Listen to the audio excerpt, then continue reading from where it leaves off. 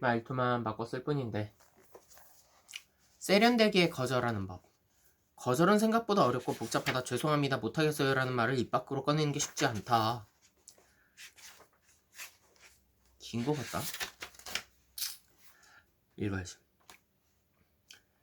상대방과의 개인적인 관계도 마음에 걸릴 수 있지만 업무적으로 엮여있거나 가족까지 연결되어 있다면 상황은 더 심각해진다. 나도 역시 거절을 정말 힘들어한다. 그래서 과거에는 상대방의 부탁을 거절하지 못해 곤욕을 치르기도 했다. 하지만 확실한 거절법은 반드시 배워야 하는 말투 중 하나다. 만약 거절이 힘들다는 이유로 모든 부탁을 다 받아주면 결과는 하나다. 다른 사람이 부탁한 일을 처리하느라 나의 일을 제대로 하지 못한다. 또 나의 일이 바빠 상대방의 부탁을 대충 들어줬다면 상대방은 당신에게 고마워하기는커녕 이렇게 해줄 거면 왜 해준다고 한 거야? 혹은 정말 일은 대충 한 사람이구나와 같은 불만을 가득 담을 평가를 하게 된다. 결론은 내가 할 수 없는 부탁은 거절하는 게 정답이다. 하지만 처음 이야기했듯이 부탁에는 수많은 것이 얽히고 설켜있다. 절대 단순한 문제가 아니다. 이처럼 거절하기가 곤란한 때에는 어서티브 거절법으로 접근하는 게 현명하다. 어서티브 거절법에 대해 알아보기 전에 피해야 하는 거절 방법에 대해서 먼저 알아보자. 첫째, 비주장적 반응이 있다. 이는 나의 바쁜 상황이나 힘든 여건을 정확하게 말하지 않고 흐지부지하게 승낙하는 방식이다. 이렇게 되면 내 일도 못하고 부탁받은 일도 제대로 못하는 최악의 결과를 불러온다. 둘째, 직접적 공격 반응이 있다. 이 역시 상대방에게 부탁을 들어주지 못한 상태를 전혀 설명하지 않는다. 대신 못합니다. 안 됩니다. 거절합니다와 같이 단칼에 거절하면서 나쁜 사람이 될 확률이 높다. 전혀 잘못한 게 없는데도 말이다. 그럼 어서티브, 즉 주장적 반응은 어떻게 거절하는 것일까? 서두에 정말 감사한데 제가 도와드리고 싶은데와 같은 말을 붙이는 것이다. 아무래도 쿠셔너가 있다면 거절당하는 상대방도 나의 부탁에 대해 고민을 했구나 하는 생각에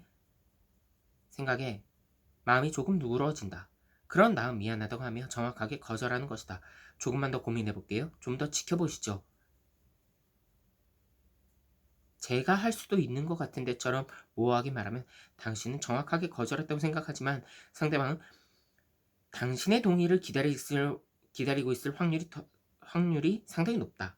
그러므로 정확하게 미안하다는 말로 마무리를 지어야 한다.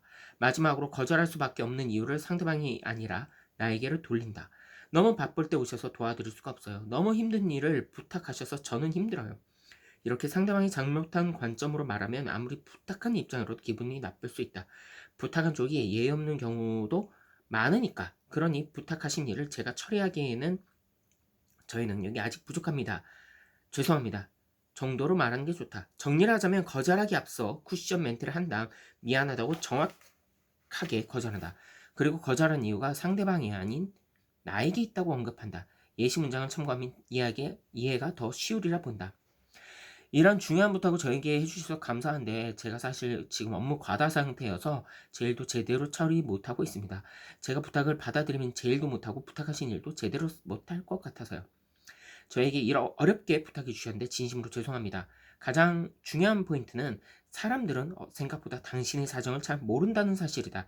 당신이 말하지 않은 이상 얼마나 바쁜지, 일 처리 능력이 어느 정도인지, 심리 상태가 어떤지 알 수 없다. 앞으로 어려운 부탁을 받았을 땐 주저하지 말고 어서티브 거절법으로 명확하게 거절하자.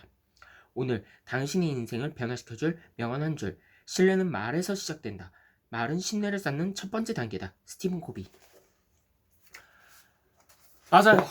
저도 거절을 웬만하면 잘 못한 편이도 어떻게 하면 좀 스마트하게 거절할까에 대한 고민도 간간히 하고 있긴 합니다. 바르고 자려고. 네. 아무튼 여러분 어서티브 방식. 저의 능력이 뛰어난 건 알고 있으나 좀 부탁해 주신 거는 정말 감사한데 업무량 과다로 인해서 처리하지 못해서 죄송합니다 라는 말을 해야겠네요.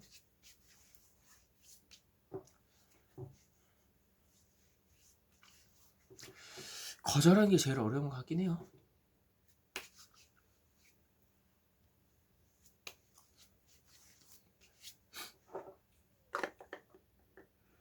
일주일에 한 이틀이 지나갔는데 벌써 금요일인 것 같은 이 느낌은 뭐죠? 그만큼 하루하루가 힘들다는 거겠죠? 이제 뭐 주 5일 근무하신 분들은 3일 남았고 주 6일 근무하신 분들은 뭐 4일 남았고 야간 근무하신 분들은 각각 상황이 다 다르겠지만 힘내요 다들. 그리고 수고했어요 오늘 하루도. 저도 빨리 자고 내일을 위해서 준비해야겠네요.